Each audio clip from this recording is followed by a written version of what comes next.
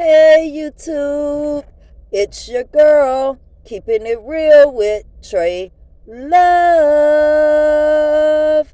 I'm back. Hey guys. Anyway, guys, I'll do another little short video, letting you guys know how I'm doing now and everything. But this video, I just want to say something to Adrian Slays. Adrian, your cat is not meowing and coming up to you like that because the cat is greedy. You want people out here that know a lot of things about cats and have had cats for a very long time to believe that you just have a totally different cat. Cats are normally independent animals and really sleep most of the day if they are cared for properly and wouldn't even be bothering you.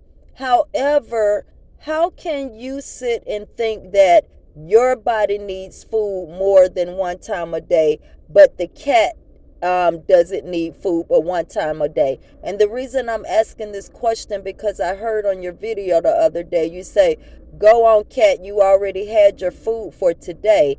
And I saw those 2 bags of cat food and a few cans of Fancy Feast that you bought the cat and said that's gonna last all winter. I was feeding my cat 3 times a day, but the vet told me to cut back to 2 times a day because she was an indoor cat and couldn't just run around and exercise like the outdoor cats can.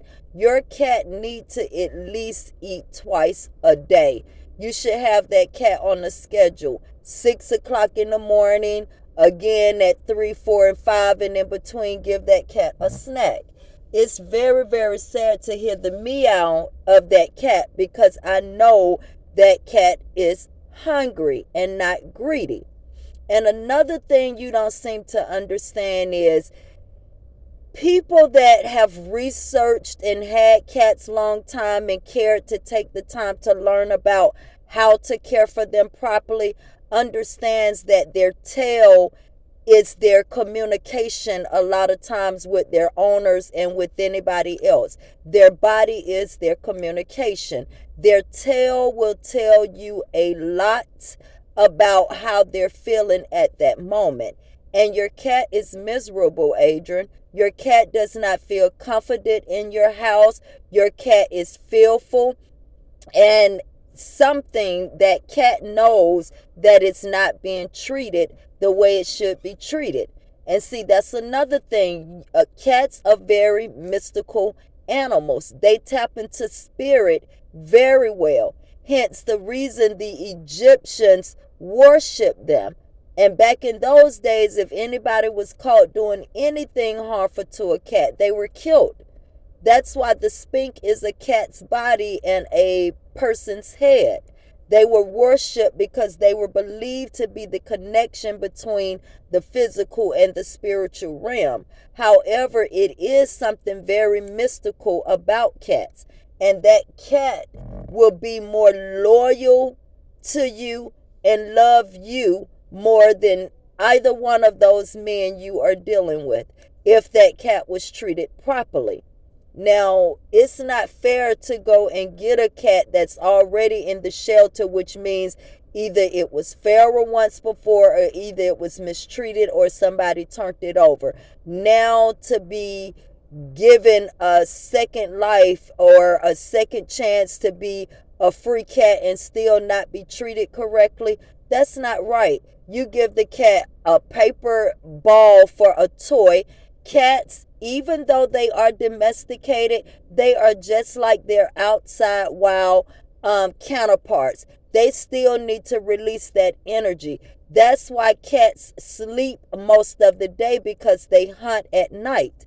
That's why they need houses and little places they can go to hide and different things like that. Because they're domesticated now doesn't mean they lose their instinct within the side of them.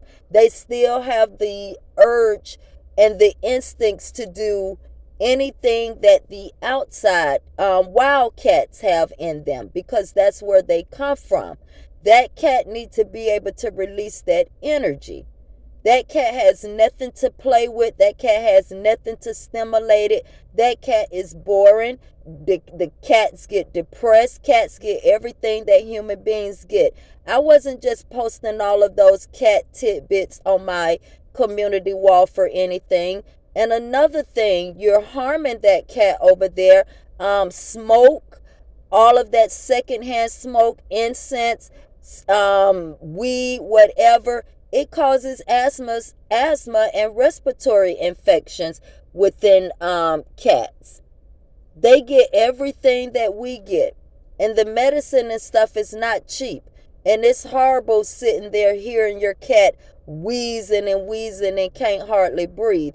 And I also advised you that essential oils is very harmful to cats, especially citrus things, citrus foods, citrus smells, anything, peppermint, orange, lime, lemon, any of those type of essential oils, foods, onions, all of that stuff is toxic to cats, and they shouldn't be around those type of things.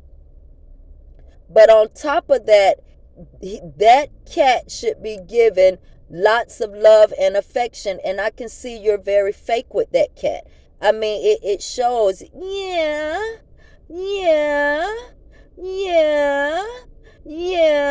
it's no type of connection there with that cat. I mean, you can see it. I guess maybe you did get a cat to catch rats or whatever. However, that's not fair to that cat, because it's somebody that would have got that cat that would have truly loved that cat. I would never. I remember my next door neighbor, Miss B, and Slim, if you listening, you know I love Miss B. But I remember she called and was like, Tracy, I saw a rat in my house, and can I borrow your cat? I say, no, ma'am, Miss B, I'm sorry. That is my pet. And if I even thought about her having a rat in her mouth, I wouldn't even want to bond and hold and pick her up and all that kind of stuff. You know, why did you could have just got one of those men to pay for you some extermination or something like that to get rid of the thing, set you some traps or whatever, instead of going to getting a living human flesh that really, really needs love and affection. You know, it's just very, very hurtful, Adrian. And I think one day you even kicked the cat or something on there. You locked the cat up in the room. My cat has never sat in my face while I'm eating or anything like that, because she's never had to. Cats are not those type of creatures. They're not like dogs. If they're fed properly, they've drink their water or whatever, played a little bit, they're going to go and hide somewhere and go to sleep for 8, 9, 10 hours straight. You won't even know where that cat is. You locking her in rooms and all of that, that just causes depression within your cat. That's all it does. It just causes depression within your cat. And you know, you have to be very, very careful, because I was listening to something, and from my understanding, your address is out here. You know, and I'll have to admit it, and I'm telling you now, it's people like me. I will call animal control. I will, because if you didn't want kids, you really shouldn't have gotten a cat, because pets are like kids. They require the same thing. You get mad because the cat is scratching, but have you clipped her nails? Have you taken her to the vet to have her nails clipped? What have you done to help the cat to adapt in that environment as well? You've moved the cat from place to place to place. Environmental changes cause stress in cats.